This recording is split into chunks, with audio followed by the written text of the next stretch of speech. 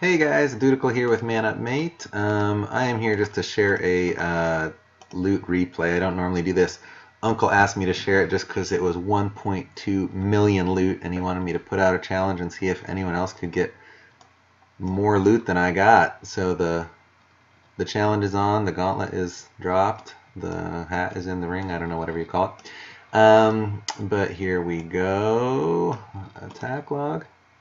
So as you can see, we've got 630,000 gold, 588,000 elixir, and 1730 of the dark. So let's take a peek at what went on here.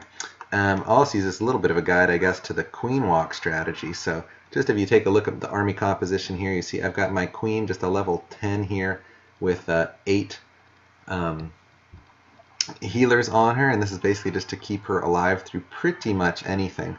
Bring along minions for two reasons. One, while I've got all these guys training in my regular barracks, I can train the minions in my dark barracks so it doesn't slow down the slowest point in my production, which is making the healers.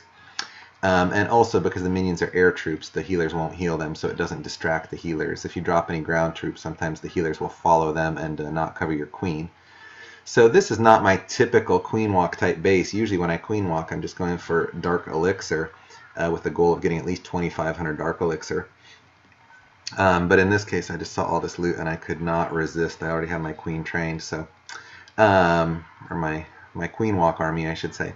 So the basic goal with the queen walk is you want to drop the queen down and you use your minions to create a funnel. So you eliminate the bases on either side of her, or the buildings on either side of her, so that she'll kind of walk towards the center.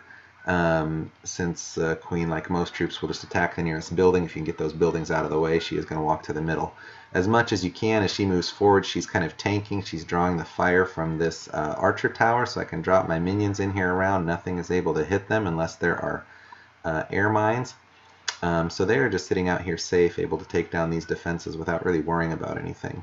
And then as you go along, you want to have either some jump spells or some wall breakers to drop along the way to get her moving in towards the middle. So I always bring along a couple of rage, a couple of jumps, and 10 wall breakers along with my 8 healers and 44 minions. And as much as possible, I like to have air troops in the clan castle for the same reason that I bring air troops along otherwise. And you can see level 10 queen, this level 7 king doesn't even touch her.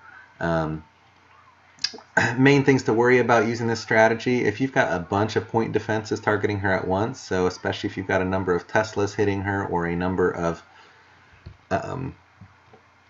archer towers, those are the ones that tend to do the highest damage per second, so those can hit her pretty hard. In that case, you can use your queen's ability. The other thing you can do is if you drop a rage and that rage hits the healers heal faster under rage than they do otherwise. So anyway, at this point I know that she's not going to make it around the whole base. I'm dropping a few minions down here to come in from this side and clean this jazz up. Also dropped my king here. If I was thinking ahead, I would have dropped my king here to start tanking and then released my clan castle troops at that point, because I'm going to run out of time here. Queen's finally taking out this last air defense here, giving a little bit of cover for these minions coming in, and now she was tanking on that archer tower. So that's the basic strategy. I love this for getting dark elixir quick. If you boost your barracks, then you can train 8 of these guys plus the wall breakers in under 10 minutes. You can get 2,500 dark elixir every 10 minutes using that strategy, minus about 450 that you spend on the minions. So a net of 2,000 every 10 minutes gets you up to, what, 18,000 an hour if you do it perfectly. So good way to get a lot of dark elixir very fast. And that is all I've got for now. Anyway, keep on clashing, guys, and good luck on this next war versus the Owl Watcher.